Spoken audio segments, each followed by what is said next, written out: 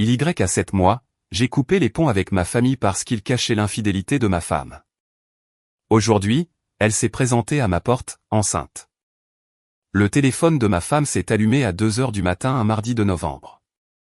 Et l'aperçu affichait 3 mots qui ont bouleversé toute ma vie: j'ai besoin de toi, de Damien, mon meilleur ami depuis ma 2e année à l'université Charlemagne. Le gars qui s'était tenu à mes côtés à mon mariage. Le gars qui venait si souvent dîner le dimanche que ma mère lui avait réservé une place permanente à table. J'ai besoin de toi. Envoyé à ma femme à 2 heures du matin pendant qu'elle dormait à côté de moi. Pendant que je gisais là, dans notre lit, dans notre maison à Havre-sur-Mer, fixant cet écran, sentant le sol s'ouvrir sous mes pieds. Mais je dois revenir en arrière. Je dois vous raconter ce qui s'est passé après, parce que ce qui s'est passé après, c'est ce qui m'a brisé, pas l'affaire. L'affaire était une grenade. Ce que ma famille a fait, c'était l'éclat. Mélanie et moi étions ensemble depuis 6 ans, mariés depuis 3. Nous avions acheté notre maison en 2022, une maison jumelée près de la rue de la Plage. Rien d'extraordinaire, mais la nôtre. 2 chambres, un petit jardin où j'avais construit un brasero l'été de notre emménagement. Je travaillais comme chef de projet pour une entreprise de construction en Nouvelle-Aquitaine. Elle était hygiéniste dentaire dans une clinique de la rue de la Banque. Une vie normale, des mensualités de prêts immobiliers, des courses et des disputes pour savoir à qui c'était le tour de déblayer l'allée. Nous parlions d'enfants, pas sérieusement, pas avec des échéanciers, mais de cette manière vague et confortable que les couples adoptent quand ils pensent avoir le temps. Un jour, finalement, quand nous serons prêts. Damien faisait partie des meubles. Il avait été mon colocataire à Charlemagne. Il s'était tenu à mon mariage, m'avait aidé à couler la dalle de béton pour le brasero. Il travaillait dans la vente pour une entreprise de technologie du centre-ville, gagnait bien sa vie, sortait avec plusieurs femmes, mais ne se posait jamais. Mes parents l'aimaient. Ma mère l'appelait son 3e fils. Ma sœur Laure le traitait comme un frère. Chaque fête de l'Action de Grâce, chaque Noël, chaque long week-end de barbecue, Damien était là. Il avait les clés de notre maison. Il savait où nous gardions le bon café. Ce mardi soir-là, je n'ai pas réveillé Mélanie. Je n'ai pas touché son téléphone. Je suis resté allongé jusqu'à ce que mon réveil sonne à 6 heures. Je me suis levé, j'ai fait du café, j'ai conduit jusqu'au travail, j'ai assisté à 2 réunions sans rien entendre. À l'heure du déjeuner, je suis allé au parking, je me suis assis dans mon camion et j'ai sorti sa facture de téléphone de notre compte partagé Rogers. Je ne l'avais jamais vérifié auparavant. Je n'avais jamais eu de raison. Les journaux d'appel m'ont tout dit. Des appels au numéro de Damien. Des dizaines d'entre eux pendant les heures de travail, tard le soir, les jours où j'étais sur place à Gaillac ou à Castelsarrasin pour des inspections. Certains duraient 45 minutes, d'autres 2 heures, remontant à 5 mois. 5 mois, la moitié de notre année. Je ne l'ai pas confronté ce soir-là non plus. Je sais que cela semble insensé, mais je devais être sûr. Pas émotionnellement sûr. J'étais déjà émotionnellement sûr. Il fallait que ce soit documenté. J'ai passé 3 jours calmement, je suis rentré à la maison normalement, je l'ai embrassé en guise de bonjour, je lui ai demandé comment s'était passée sa journée, j'ai préparé le dîner, j'ai regardé la télévision, et chaque nuit après qu'elle se soit endormie, j'ai vérifié son téléphone. Son iPad, l'ordinateur portable partagé. J'ai trouvé les messages sur l'ordinateur portable dans une fenêtre de navigateur qu'elle avait oublié de fermer. Elle utilisait un 2e compte de messagerie, un que je n'avais jamais connu. Les messages n'étaient pas ambigus. Ils étaient explicites, détaillés, des plans, des lieux, des blagues intérieures sur des situations délicates. Un message de Damien envoyé la semaine de notre anniversaire disait « Elle ne se doute de rien. On est bien ». Un autre de Mélanie à Damien 3 jours plus tard, il te fait entièrement confiance. C'est ce qui rend les choses faciles. J'ai tout fait des captures d'écran, je les ai téléchargées dans un dossier sur mon Google Drive personnel, je les ai sauvegardées sur une clé USB. Puis j'ai fermé l'ordinateur portable, je suis allé me coucher et je me suis allongé à côté de ma femme dans l'obscurité, respirant normalement, attendant. J'ai choisi un vendredi, le 18 novembre. Mélanie était au travail. J'ai appelé pour dire que j'étais malade, j'ai pris ma journée et j'ai conduit jusqu'à la maison de mes parents à Saint-Germain-en-Laye. Ma mère était à la maison. Mon père était au garage, travaillant sur quelque chose. Ma sœur Laure était là aussi, déposant ses enfants pour l'après-midi. Je me suis assis à la table de la cuisine, la même table où j'avais pris 10 000 repas, et je leur ai dit calmement, factuellement, Mélanie et Damien avaient une liaison depuis au moins 5 mois. J'avais des preuves. J'allais la confronter, et j'allais lui demander de partir. Le silence a duré peut-être 4 secondes. Puis ma mère a dit quelque chose que je n'oublierai jamais, es-tu sûr de ne pas surréagir? Je l'ai fixé. Je viens de te dire que ma femme couche avec Damien depuis 5 mois. C'est ce que j'ai dit. Et elle l'a fait. Es-tu sûr? Mon père est entré du garage. Que se passe-t-il? J'ai répété. Il a croisé les bras, a regardé ma mère, puis moi. As-tu parlé à Damien de ça? Non. Peut-être devrais-tu. Peut-être qu'il y a une explication. Il n'y a pas d'explication pour j'ai besoin de toi à 2 heures du matin. Et il te fait entièrement confiance. C'est ce qui rend les choses faciles. Point. Laure, ma sœur, celle dont j'avais toujours été le plus proche, celle que j'avais aidé à déménager 2 fois, à qui j'avais prêté de l'argent quand son ex l'avait quitté, dont j'avais gardé les enfants tous les 2 week-ends pour qu'elle puisse faire des heures supplémentaires. Elle a regardé la table et a dit, je le savais déjà un peu. La cuisine est devenue silencieuse. Tu savais quoi? Elle n'a pas levé les yeux. Je les ai vus il y a quelques mois au centre commercial de l'Étoile. Ils se tenaient la main près de l'aire de restauration. J'en ai parlé à maman. J'ai regardé ma mère. Elle ne voulait pas croiser mon regard. Tu savais. Je ne savais pas. Je savais que Laure avait vu quelque chose, mais je pensais que c'était peut-être un malentendu. Tu n'as pas pensé à me le dire. Nous ne voulions pas causer de problème. Vous ne vouliez pas causer de problème. Ma voix était plate. Mon père est intervenu. Mon fils, ces choses sont compliquées. Les mariages traversent des moments difficiles. Peut-être que c'est quelque chose que toi et Mélanie pouvez surmonter. Damien est comme de la famille. Nous ne voulons pas que tout le monde soit déchiré à cause de quelque chose qui pourrait n'être qu'une phase. Une phase. Mon meilleur ami couchait avec ma femme et mon père appelait ça une phase. Ma mère savait depuis 2 mois et n'a rien dit. Ma sœur l'a vu de ses propres yeux et l'a dit à ma mère au lieu de moi et ils se sont tous assis dans cette cuisine à cette table et m'ont dit d'y réfléchir. Je me suis levé, je n'ai pas élevé la voix, je n'ai rien claqué. Je me suis juste levé et j'ai dit, vous avez fait le mauvais choix. Puis je suis sorti. Cette nuit-là, j'ai confronté Mélanie. Elle est rentrée du travail, a enlevé ses chaussures, a commencé à parler d'une patiente difficile. J'étais assis sur le canapé avec mon ordinateur portable ouvert sur le fil de discussion des emails. Elle a vu l'écran et s'est arrêtée au milieu de sa phrase. J'ai regardé la couleur s'échapper de son visage. C'est arrivé lentement, comme du lait qui caille. Je n'ai pas posé de questions. Je ne voulais pas entendre les explications, les excuses, les raisons soigneusement répétées. J'ai juste dit, je sais pour Damien. J'ai tout documenté. Tu dois trouver un autre endroit où rester ce soir. Elle a pleuré. Bien sûr, elle a pleuré. Elle a dit que c'était une erreur, que ça ne signifiait rien, qu'elle m'aimait. Je l'ai laissé parler pendant environ 2 minutes. Puis j'ai dit, j'ai déjà parlé à un avocat. Tu auras de ses nouvelles la semaine prochaine. Elle a essayé de me toucher. J'ai reculé. Elle a essayé l'angle de la colère, tu as fouillé mon téléphone. Tu as envahi ma vie privée. J'ai presque ri. L'ironie était stupéfiante, mais je n'avais pas l'énergie de le signaler. Elle a fait une valise, a appelé quelqu'un, je suppose, Damien, et est partie.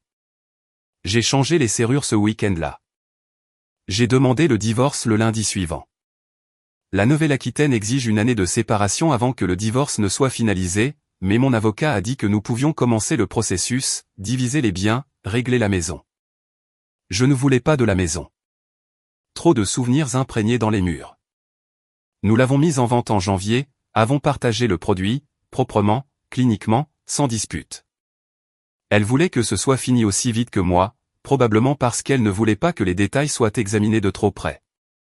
J'ai emménagé dans un appartement d'une chambre au centre-ville. Un petit endroit, au 6e étage, vue sur rien, mais c'était le mien. Pas de compte partagé, pas de meubles familiers, pas de fantôme d'une vie que je pensais avoir. J'ai été transféré à un projet différent au travail pour ne pas avoir à voir qui que ce soit qui nous connaissait en tant que couple. Mon patron n'a pas demandé pourquoi. Je pense qu'il s'en doutait. Voici la partie qui m'a détruit pire que l'affaire. Je m'attendais à perdre Mélanie. Je m'attendais à perdre Damien. Je ne m'attendais pas à perdre ma famille, mais ils ont été clairs. Au cours des semaines suivantes, j'ai reçu des messages de ma mère me demandant de reconsidérer. Pas de reconsidérer le divorce. De reconsidérer mon attitude. Tu es si rigide. Damien se sent terrible. Il veut s'excuser. Tu devrais le laisser faire. De mon père, ta mère est bouleversée. Elle a l'impression de perdre un fils. Ne lui fais pas ça. De Laure, je sais que tu es en colère, mais Damien fait partie de cette famille depuis des années. Tu ne peux pas simplement effacer quelqu'un. Aucun d'eux n'a dit une seule fois, nous aurions dû te le dire. Aucun d'eux n'a dit une seule fois que ce qu'ils avaient fait était mal. C'était toujours à propos de moi. Ma colère était le problème. Mon refus de passer à autre chose était la perturbation. C'était moi qui déchirais la famille, pas les deux personnes qui avaient menti à tout le monde pendant des mois. Noël est arrivé. Ma mère a appelé 2 fois. A laissé des messages vocaux. La famille se réunit la veille de Noël. Ton père prépare la tourtière. Nous serions ravis de te voir. S'il te plaît, viens. Elle n'a pas mentionné si Damien serait là. Elle n'avait pas besoin de le faire. Je savais. J'ai passé Noël seul. J'ai commandé des plats régionaux à emporter. J'ai regardé de vieux matchs de rugby sur YouTube. Je me suis couché à 22h.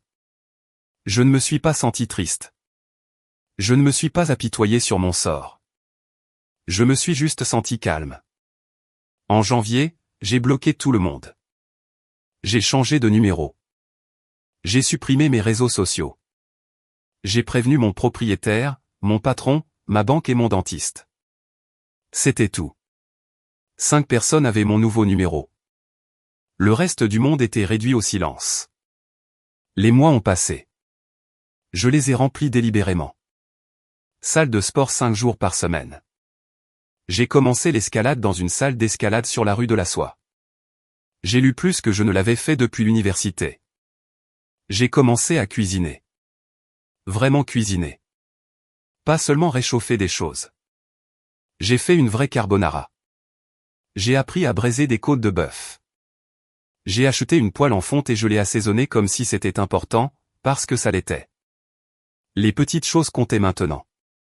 Je contrôlais ce que je pouvais. J'ai construit des routines comme un échafaudage autour d'une structure qui guérissait encore à l'intérieur. En avril, je dormais toute la nuit. En mai, je pouvais passer des journées entières sans penser à aucun d'eux. Ni Mélanie, ni Damien, ni mes parents. Des journées entières où j'étais juste un gars vivant sa vie dans un petit appartement, marchant vers le travail le long du canal, s'arrêtant au phare pour un café crème, existant sans épave. Puis juin est arrivé, un mercredi soir. J'étais à la maison, préparant un sauté, écoutant un podcast sur l'histoire de l'autoroute transpyrénéenne. Quelqu'un a frappé à ma porte. Je n'attendais personne. J'ai regardé par le Judas. Mélanie se tenait dans le couloir, visiblement enceinte, très enceinte, peut-être de 7 mois. Ma main est restée sur le pen dormant. Je n'ai pas bougé pendant 10 secondes. Elle a frappé. S'il te plaît, je sais que tu es là. J'entendais le podcast à travers la porte. J'ai ouvert, je ne me suis pas écarté, je ne l'ai pas invité à entrer, je me suis tenu sur le seuil et je n'ai rien dit. Elle avait l'air épuisée, les cheveux plats, sans maquillage, portant une veste ample qui ne couvrait pas tout à fait son ventre. Elle avait perdu du poids au visage, ce qui rendait la grossesse plus frappante. Elle ressemblait à une personne différente portant le corps d'une autre personne. J'ai besoin de te parler. Alors, parle. Puis-je entrer ? Non. Elle a cligné des yeux. Elle ne s'y attendait pas. Une femme de l'appartement d'en face a ouvert sa porte, nous a jeté un coup d'œil, et rentré. Mélanie a baissé la voix. Le bébé est à toi, d'avant. Avant tout. J'ai calculé dans ma tête. Si elle était enceinte de 7 mois, cela plaçait la conception en novembre. Juste au moment où j'ai trouvé les messages textes. Juste au moment où l'affaire battait son plein. Prouve-le, ai-je dit. Quoi? Fais un test ADN. Je paierai. Les laboratoires BioVie font des tests de paternité prénataux non invasifs. Tu peux réserver en ligne. Les résultats prennent environ une semaine. Elle m'a regardé comme si j'avais parlé une langue différente. Tu ne me crois pas? Je ne crois rien de ce que tu dis. Je n'ai cru rien de ce que tu as dit depuis novembre. Ses yeux se sont remplis, parfaitement synchronisés. Impressionnant. Honnêtement, c'est ton bébé. Je suis venu ici parce que je pensais que tu voudrais savoir. Je pensais que tu voudrais faire partie de ça. Si c'est le mien, je le serai légalement, financièrement, de manière responsable. Mais je ne te crois pas sur parole. Tu as perdu ce privilège. Et si je ne veux pas faire de test? Alors tu pars et c'est fini. Elle est restée là à calculer. Je pouvais presque voir les engrenages tourner. Les larmes n'avaient pas coulé. L'appel émotionnel n'avait pas fonctionné. Elle a essayé autre chose. Damien et moi, c'est fini. C'est terminé. Il est parti dès qu'il a appris la grossesse. Il a juste disparu. Il ne me répond plus. Mes parents ne me parlent plus. Tes parents ne me parlent plus. Je n'ai personne. Ce n'est pas mon problème, ai-je dit. Tu as fait des choix. Ce sont les conséquences. Comment peux-tu être si froid? Je me suis appuyé contre le cadre de la porte. Tu as couché avec mon meilleur ami pendant 5 mois dans ma maison. Ma famille le savait et ne m'a rien dit. Tu m'as laissé planifier un avenir avec toi pendant que tu en construisais un autre derrière mon dos. Et maintenant tu te tiens à ma porte en me demandant pourquoi je suis froid. Silence. Long silence. Puis elle a dit, bien, je ferai le test. J'avais les informations de la clinique prêtes. Je les avais cherchées il y a des mois. Non pas parce que je m'attendais exactement à cela, mais parce que j'avais appris à me préparer au pire de la part de personnes à qui je faisais confiance. Je lui ai donné les détails, lui ai dit de réserver et de m'envoyer la date. Elle est partie sans dire un mot. Test programmé pour le vendredi suivant.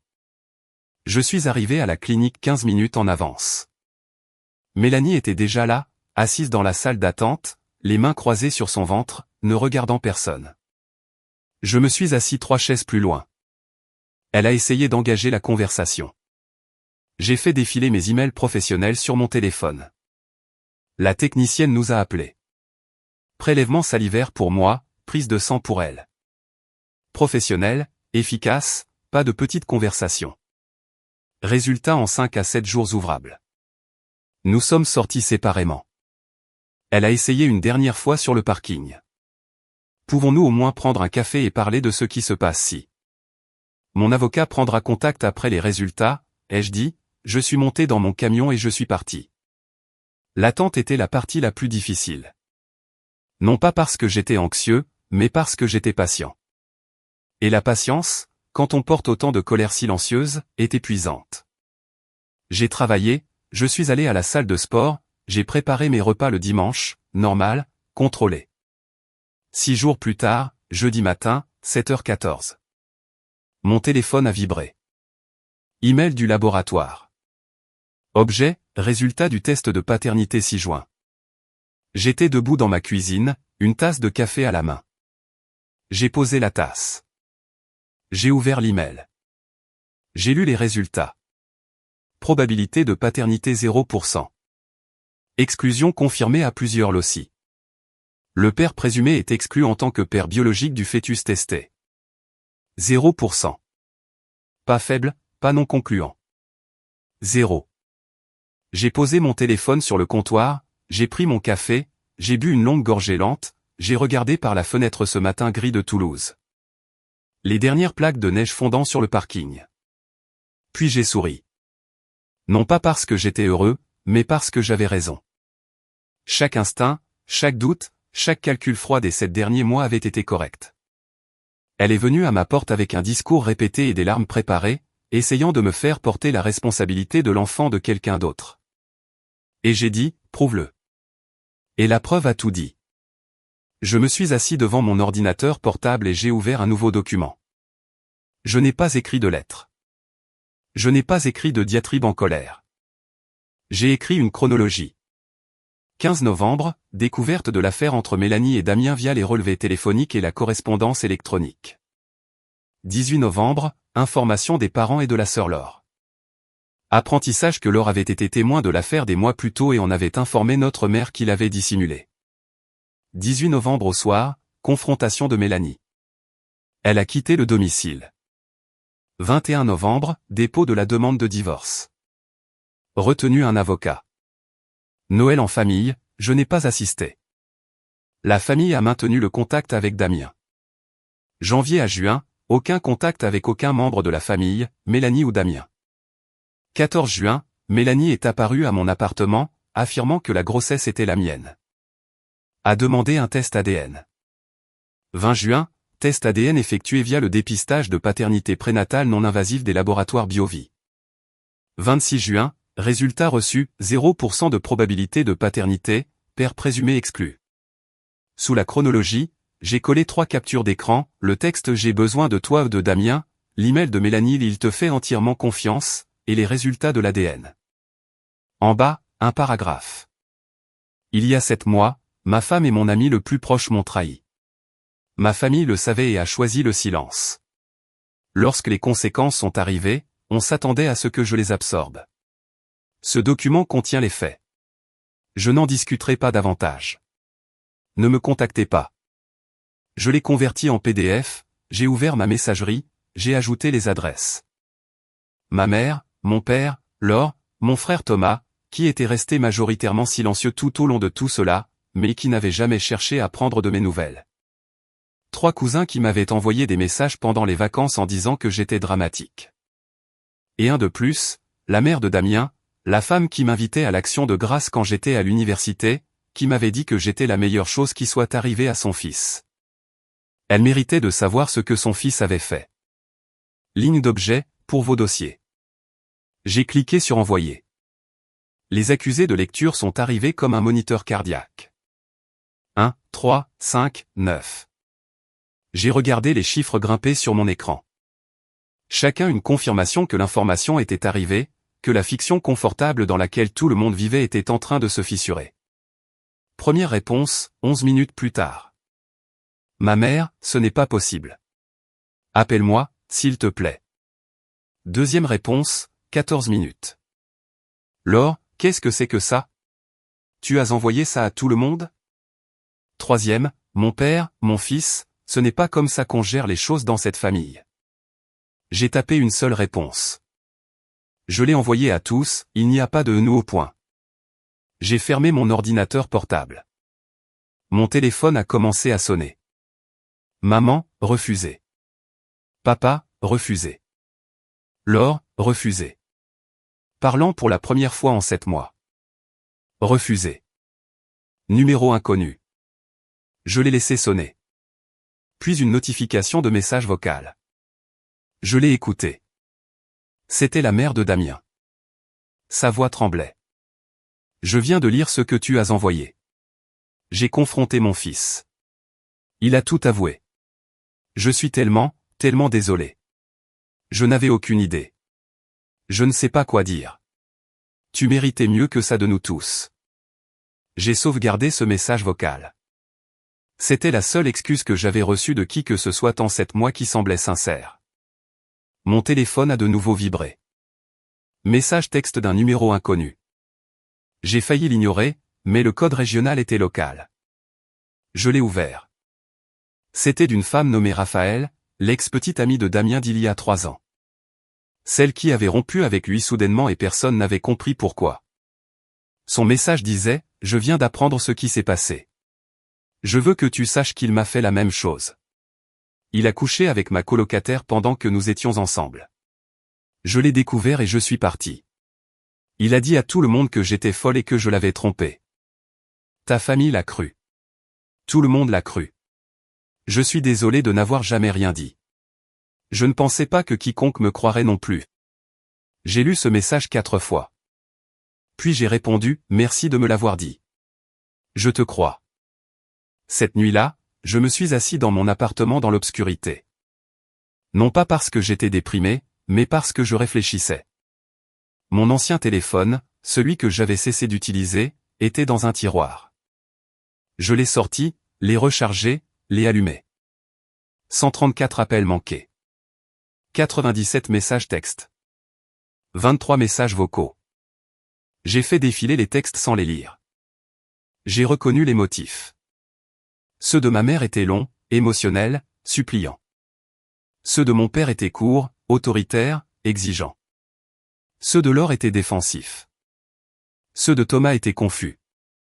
Ceux des cousins étaient mitigés, certains me soutenaient, la plupart non. J'ai trouvé un message d'un cousin que j'avais toujours apprécié. Patrice, de Montpellier. Son texte disait « Je viens de lire le PDF. Putain, mec. Je n'avais aucune idée. Pour ce que ça vaut, je pense que tu as géré ça de la seule façon possible. Prends soin de toi. » J'ai aussi sauvegardé celui-là. Puis j'ai ouvert mes emails professionnels. 3 semaines plus tôt, mon entreprise avait publié une offre interne pour un poste de chef de projet à Nice. Gros projet d'infrastructure. Contrat de 18 mois minimum. Forfait de déménagement complet. Je l'avais regardé une fois, j'y avais réfléchi 5 secondes, je l'avais fermé. Maintenant, je l'ai rouvert. J'ai lu la description. J'ai lu le salaire. J'ai lu les conditions de déménagement. J'ai regardé la date limite. Candidature clôturée le 1er juillet.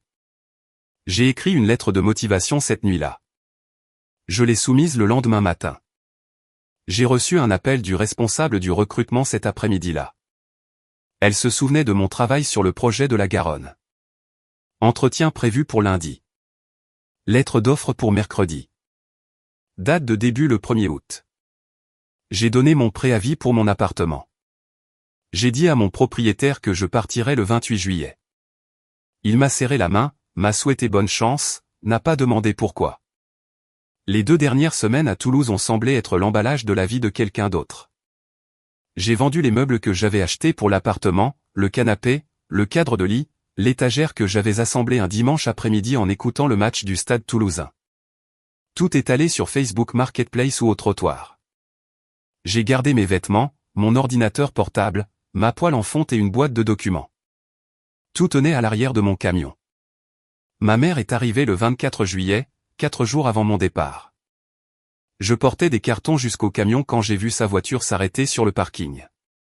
Elle est sortie, l'air de ne pas avoir dormi depuis des semaines, plus mince que dans mes souvenirs, plus âgée en quelque sorte, même s'il ne s'était écoulé que 7 mois.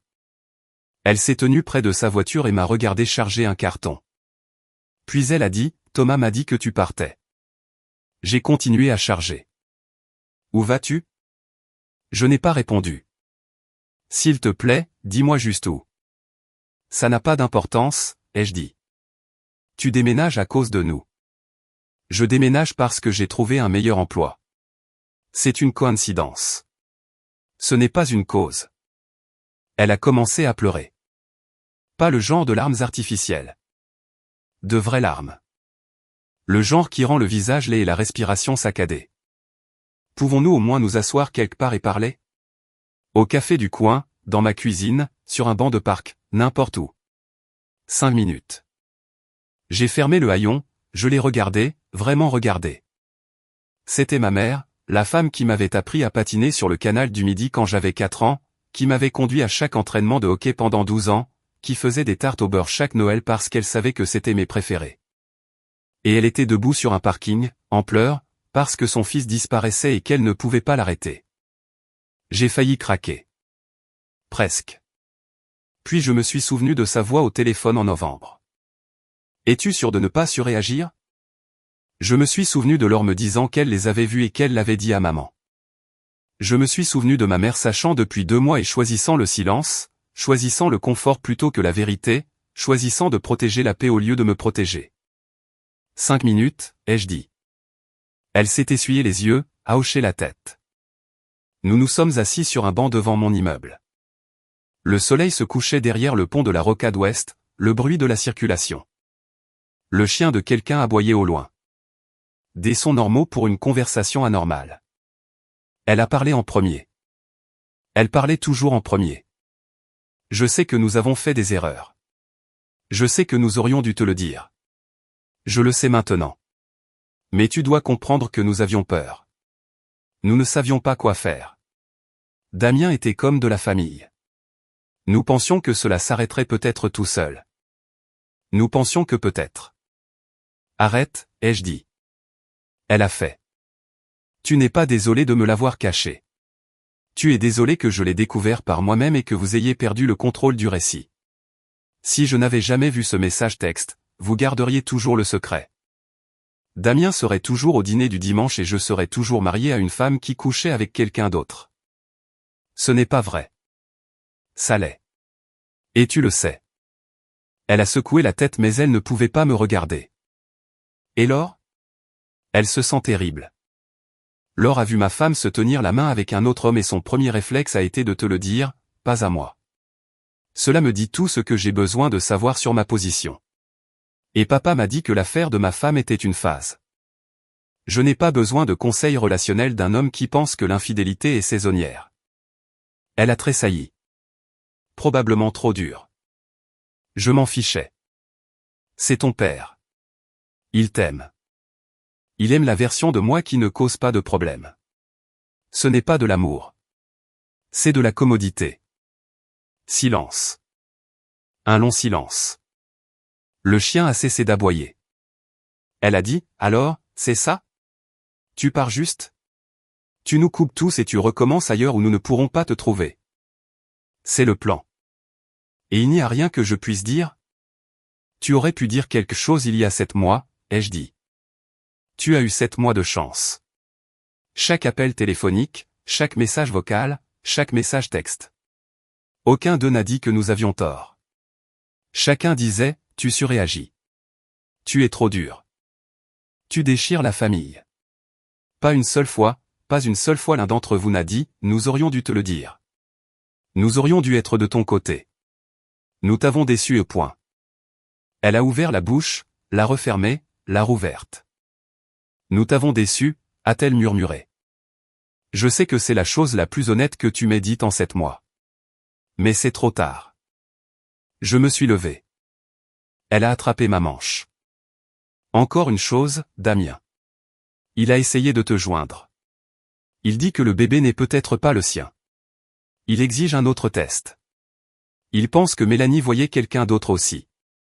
J'ai regardé sa main sur ma manche. Peu importe. Ce n'est pas mon problème. Rien de tout cela n'est mon problème désormais. J'ai retiré mon bras, je suis rentré à l'intérieur. Elle est restée sur ce banc pendant encore 20 minutes. Je le sais parce que j'ai regardé par la fenêtre. Puis elle est montée dans sa voiture et est partie. 28 juillet, jour du déménagement. Je me suis réveillé à 5 heures. J'ai chargé le dernier carton. J'ai fait une dernière inspection de l'appartement vide. Mur nu, sol propre, cet écho particulier qu'ont les pièces vides. Comme si l'espace m'oubliait déjà. J'ai déposé les clés dans la boîte aux lettres de l'agence immobilière. Je suis monté dans mon camion, j'ai démarré le moteur. Le trajet jusqu'à Nice prend environ 45 heures si on force. Je n'ai pas forcé. Je me suis donné 5 jours. J'ai pris l'autoroute transpyrénéenne en passant par Strasbourg, au-delà de Metz, traversant le nord du Massif central. Je me suis arrêté au Havre la première nuit. J'ai mangé dans un restaurant près du front de mer. J'ai regardé le coucher de soleil sur le lac. J'ai dormi dans un motel qui sentait le nettoyant à pain et la vieille moquette. J'ai continué à rouler. Bordeaux, Lyon, Marseille, à travers les Pyrénées tôt le matin. Le brouillard se levant des vallées. Le genre de paysage qui vous fait vous arrêter et rester là 1 minute. Quelque part dans les Cévennes, près de Rivière-Blanche, je me suis arrêté à une aire de repos. Il pleuvait. Je me suis assis dans mon camion, moteur éteint, écoutant la pluie frapper le toit et j'ai pleuré. Pas pour Mélanie, pas pour Damien, pas même pour mes parents. J'ai pleuré parce que j'avais 32 ans et que je traversais le pays seul avec tout ce que je possédais à l'arrière d'un pick-up et que c'était en quelque sorte la meilleure option disponible pour moi. J'ai pleuré parce que j'avais tout fait correctement. J'avais été un bon mari, un bon fils, un bon ami, et cela n'avait pas d'importance. J'ai pleuré pendant environ 10 minutes. Puis je me suis essuyé le visage, j'ai démarré le moteur et j'ai continué à rouler. Nice m'a frappé comme un pays différent. Les montagnes, l'océan, la pluie qui était différente de la pluie de Toulouse, plus douce, en quelque sorte plus patiente.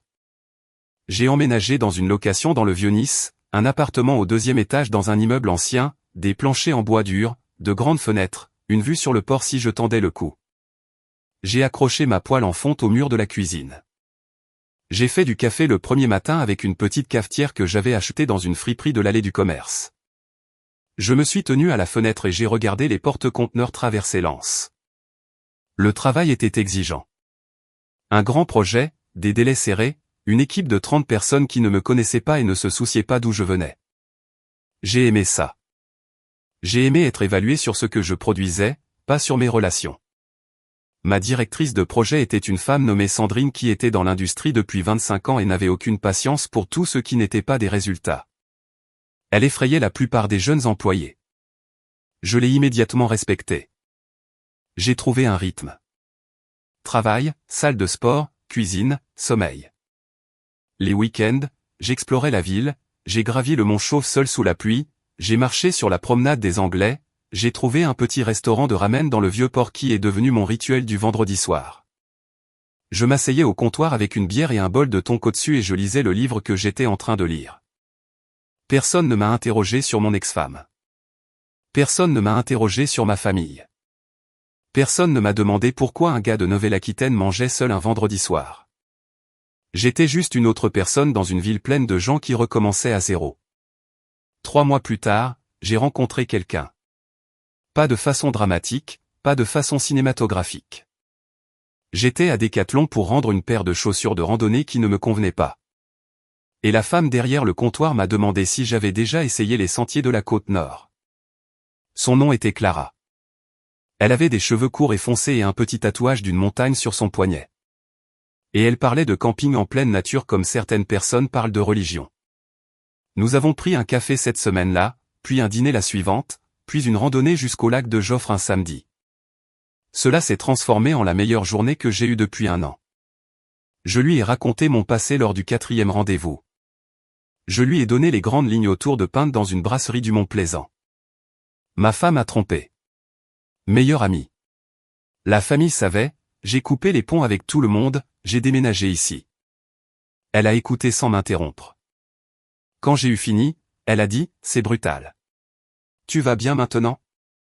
J'ai dit, oui. Elle a dit, cool. On partage les nachos? Et c'est tout. Pas de thérapie, pas d'analyse approfondie, juste une femme qui a entendu la pire chose qui m'était arrivée et a décidé que cela ne me définissait pas. 6 mois après mon arrivée à Nice, j'ai reçu un email sur mon ancien compte, celui que je vérifiais rarement désormais. C'était de l'or. Elle avait trouvé l'adresse d'une manière ou d'une autre.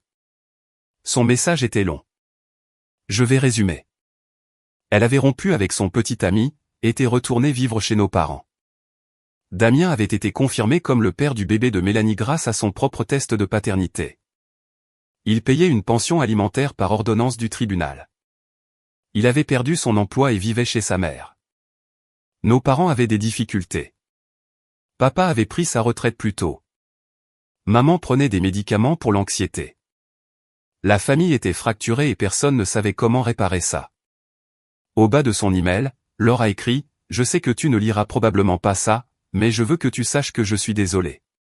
Non seulement de ne pas te l'avoir dit, pour tout ça, de t'avoir fait sentir que tu étais le problème. Tu n'étais pas le problème. Tu étais le seul à dire la vérité, et nous t'avons puni pour ça. Je n'attends pas que tu reviennes. J'avais juste besoin que tu le saches. Je l'ai lu 2 fois, j'ai fermé l'email, je n'ai pas répondu, je suis allé à la salle de sport, j'ai préparé le dîner, j'ai appelé Clara. Nous avons parlé d'un voyage de camping qu'elle préparait pour le printemps. Normal, facile, le mien. Des mois plus tard, Clara et moi étions au lit un dimanche matin. La pluie contre les fenêtres, le café refroidissant sur la table de nuit. Elle a demandé, tu penses parfois à les recontacter? Ta famille? J'y ai pensé sincèrement, pas par réflexe, pas de manière défensive. J'ai pensé à ma mère sur ce banc devant mon appartement, à la voix de mon père me demandant de m'asseoir. À l'email de Laure resté sans réponse dans ma boîte de réception. J'ai pensé au dîner de l'Action de Grâce et au patinage sur le canal du Midi et aux tartes au beurre refroidissant sur le comptoir. J'ai pensé à toutes les bonnes années avant que tout ne tourne mal. Puis j'ai pensé au téléphone de ma femme s'allumant à 2 heures du matin, alors les voyant ensemble et appelant notre mère au lieu de moi. À mes parents assis autour d'une table de cuisine me disant que je surréagissais. À Mélanie se tenant à ma porte, enceinte de 7 mois, essayant de me faire porter la responsabilité des conséquences de quelqu'un d'autre. Non, ai-je dit. Je pense à qui je pensais qu'ils étaient. Mais les gens que je pensais qu'ils étaient n'auraient pas fait ce qu'ils ont fait. Alors il n'y a personne à recontacter. Juste des étrangers qui partagent mon nom de famille. Clara a hoché la tête, a pris son café, a dit, il est froid. Tu veux que j'en fasse plus? Oui, ai-je dit. Oui, je veux bien. Elle s'est levée. Je l'ai entendue dans la cuisine faire couler le robinet, ouvrir le placard où elle savait que je gardais les bons grains. La pluie sur la fenêtre, les porte-conteneurs au loin, le léger bourdonnement d'une vie que j'avais construite à partir de rien. Sans la permission de personne, selon mes propres termes. Il voulait que je pardonne et que j'oublie. J'ai choisi de me souvenir et d'avancer. Le test ADN n'a pas seulement prouvé que le bébé n'était pas le mien. Il a prouvé que faire confiance à mon propre jugement était la seule loyauté qui ne m'ait jamais laissé tomber et je n'ai jamais une seule fois regardé en arrière.